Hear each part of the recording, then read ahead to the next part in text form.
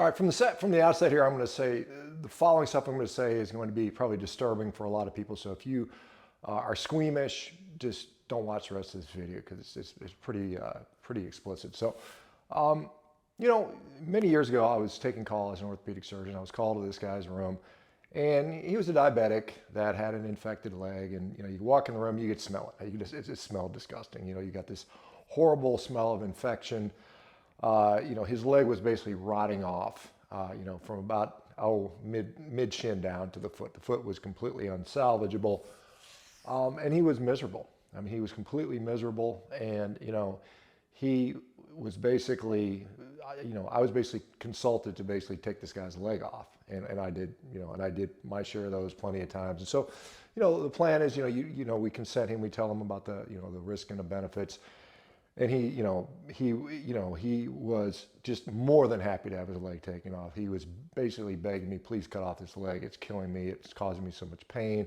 I can't stand the smell anymore. And so you take him to the OR, and basically you put him under anesthetic. You prep the leg out, where it's going to be an open amputation instead of a closed amputation. So what that means is you cut the leg off and you don't bother to close the wound, and there's a reason for that. And so basically, you get in there with a scalpel and you just basically kind of project a flap of tissue that you can eventually get coverage over the bone.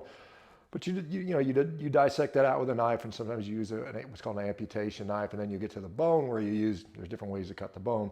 Sometimes I think I used a Gigley saw, which is basically a wire with two handles on it. You just kind of go back and forth in a sawing motion till you saw right through that tibia. And of course, there's the other bone, the fibula, which is a little smaller and it's harder to, it's too unstable to do that. So you end up just kind of sawing it with a power saw, and you rongeur it down. You take the nerve, you find the vessels. There's a couple major vessels in there that you have to tie off, some nerves that you want to pull out and cut them way back so they're not at the end of the stump. Anyway, but you don't close the wound because it's kind of an infection. You don't know what's going to die, what's going to live. The vascularity is pretty poor, so you basically just wrap it up. You bring them to the OR back in a couple days, and then you decide, hey, do we need to cut more? Do we need to take more bone? Maybe we need to convert from a below knee amputation to above knee amputation. So anyway, I got done with this guy a couple days later. We done the definitive thing. We closed his wound, and he was profusely thanking me. He goes, I cannot tell you how much better I feel. Thank you for cutting off my leg. And I inquired to him about, his diabetes, and he said, well, I can't quit eating junk food, right? And this is the thing, and I don't say this to gross anybody out or anything like that. I never enjoyed doing amputations on people. It was just always something I felt very bad about. When you take that leg and you drop it into the bucket, and there's this clunk of a formerly human limb or part of a human limb. It makes this eerie kind of creepy sound, and I hope I never have to hear that again. Fortunately, probably I never will. Hopefully. But it's to a point, well, what will it take to make you change?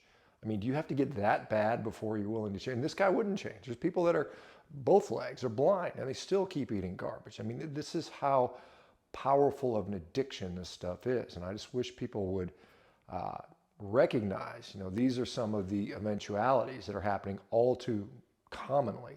It's becoming more and more common to do these amputations. I think, something in the United States every 30 minutes, somebody's losing a limb or some ridiculous stat like that.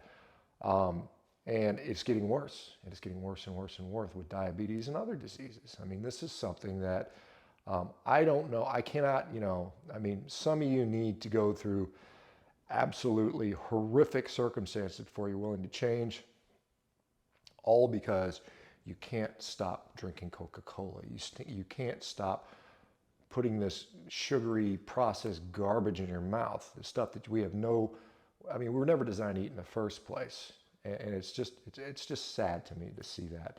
And I will tell you that at this point in my life, I get no greater joy knowing that I've been able to now prevent people from that and save people from that fate. And I've seen it time and time again. So anyway, it's just